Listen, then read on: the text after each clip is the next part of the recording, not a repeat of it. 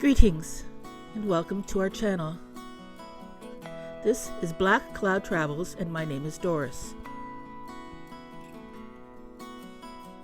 The date today is June 27th, 2019, and it is 49 days since we left our home in southern Ontario. We are driving a 2019 Jayco C Class camper. And let's see, the high temperature in Tok, Alaska today is 80 degrees Fahrenheit with a low of 42. So for Canadians that would translate into a high of 26 Celsius with a low of 5. Okay, so like I said, this morning finds us in Tok, Alaska. It's bright and it's sunny, and we are out the door by 7 a.m., hoping to get an early start and find a place that can fix our camper. You see, Tok, Alaska is where we wound up after an adventurous journey the day before from Dawson Creek, Yukon to Chicken, Alaska. This meant taking the perilous top-of-the-world highway. So after leaving Canada and arriving into the US, as we arrived in Chicken, Alaska, Frank did a quick inspection and found out that we had lost the plumbing for our tanks. So basically this rendered our kitchen and bathroom as unusable.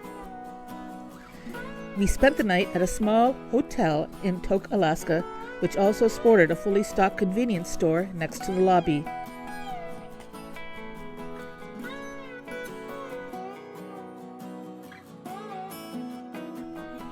Don't you just love those green highway signs? I always look forward to seeing them because they prove that we are slowly eking forward to our destination.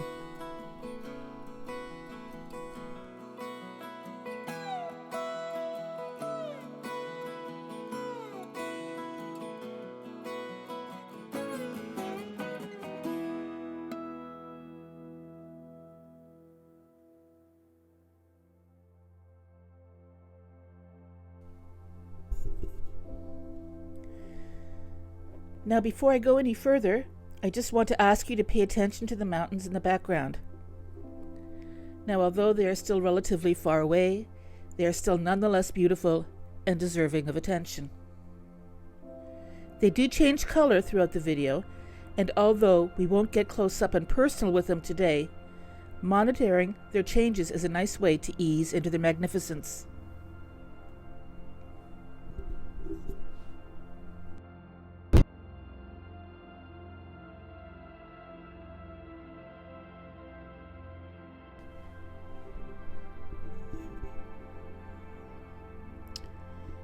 Well, it wasn't long after our arrival in Tok, Alaska that we realized that the pre-purchased data that Frank had purchased before we left on the journey, it wasn't kicking in.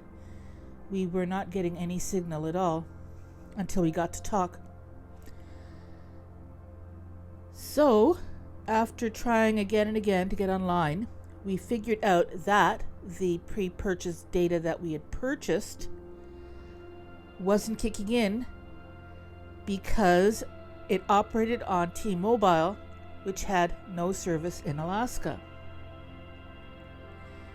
Now, I believe we paid about $120 for this service. However, it was refunded back to us after we got back home.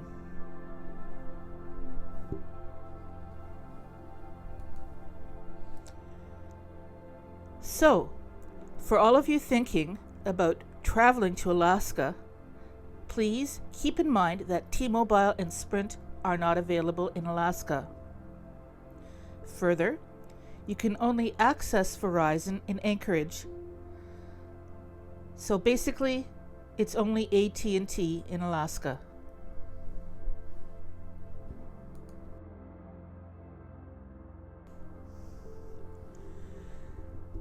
So with that being said, the fact of this nightmare came to a head as we hit a very busy highway while going through Anchorage and realizing we had no idea what direction to head in. So this involved pulling over and switching out some SIM cards to get some kind of data back. And we went to our original cell phone service provider, and they offered a one-day plan with very expensive roaming. I think it cost us about close to $40, and that was just for 2 or 3 phone calls.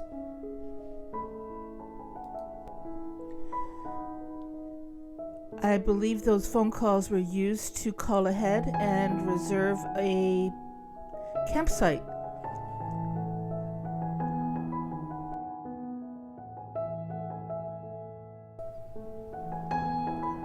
Now, as you can see here, we have some pretty sweet highway stretching out ahead of us.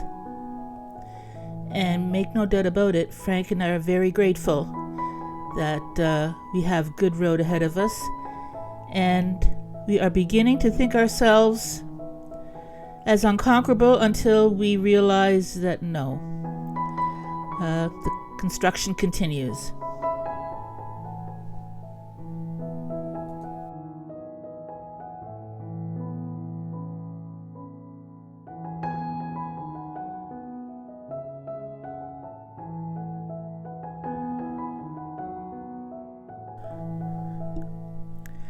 Glenallen, Valdez, and Anchorage. We visited them all, and I have many stories about each of them.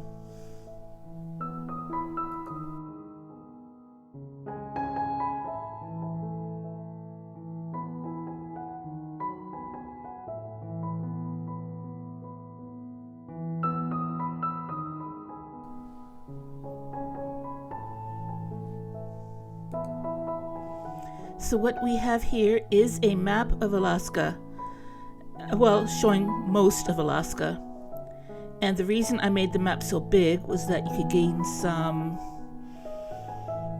perspective as to the size of the state in comparisons as to how far we traveled that day. Now, on the far right is Tok, Alaska, and the red dot in the middle is Wasilla. And that is just north of Anchorage.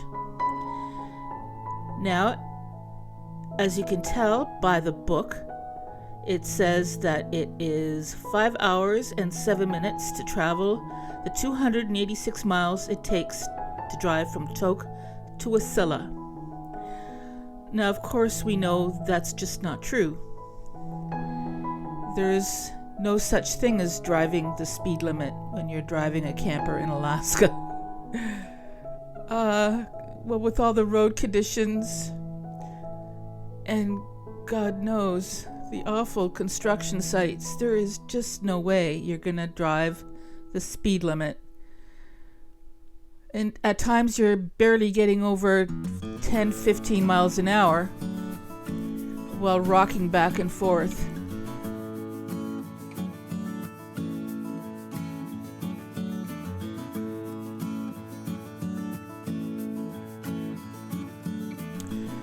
Okay, here we are arriving in Glenallen, Alaska, and we are making a stop for some groceries and hopefully some lunch.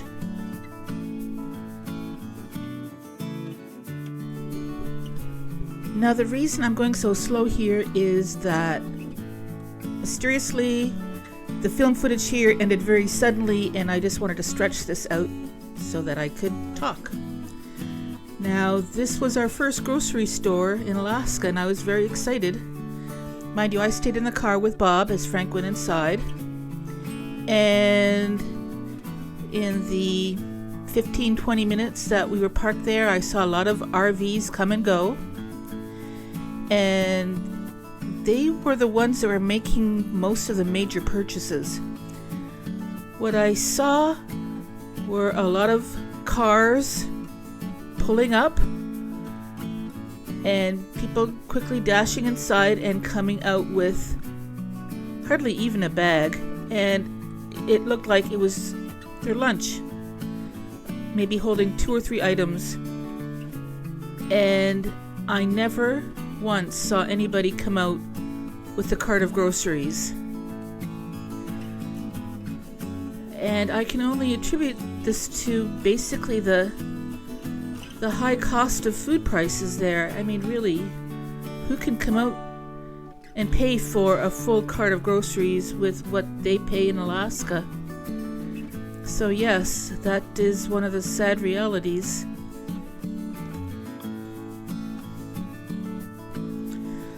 On a lighter note, Frank did bring back some muffins on my request. They were lemon poppy seed muffins from some kind of a local boutique bakery. They were incredible.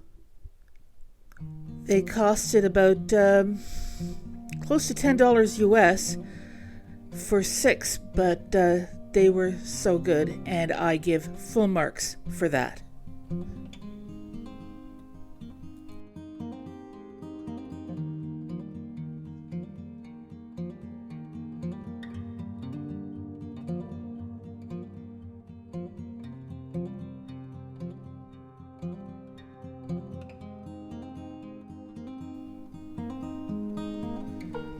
Okay, I'm going to use an old cliche. If I only knew back then what I know now. So, here we go. Lesson learned? Learn from this. Pay attention to the sides of the roads. Every now and again, you're going to see a little soft shoulder where people can pull off and camp for the night for free. Now, while we were driving down this road, I was not paying attention to that. I didn't know any better, but now I do. The time that we could have spent just easing into this trip and taking it day by day without rushing. There were lots of really pretty pullouts where we could have pulled in, stopped for the night, enjoyed the view. But we didn't. So make sure when you travel these roads that you pay attention to the little pullouts, because there are many and they are all beautiful.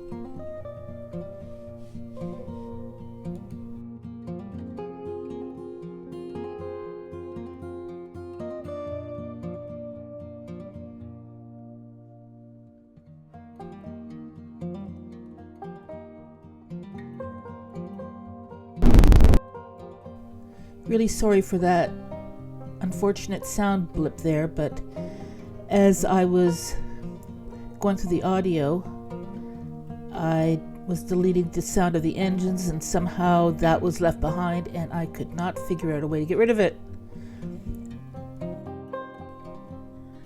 So getting back to how we were going to fix up our camper, we did stop at a service station which seemed equipped to handle large vehicles, and try as they might, after 3 hours they told us they could not help us. They did not have the personnel required to fix the job. But we did buy some parts from them, and they told us in no uncertain terms that we would find what we were looking for in Wasilla. Now here comes one of my favorite parts of the video, where an oncoming car decided to cross our lane of traffic so that he could sit and take pictures of goats. Don't let that be you. Now, Frank did not handle this well verbally, and I would have loved to have included his audio, but sadly, it had to be deleted, which is a great loss because it was very funny.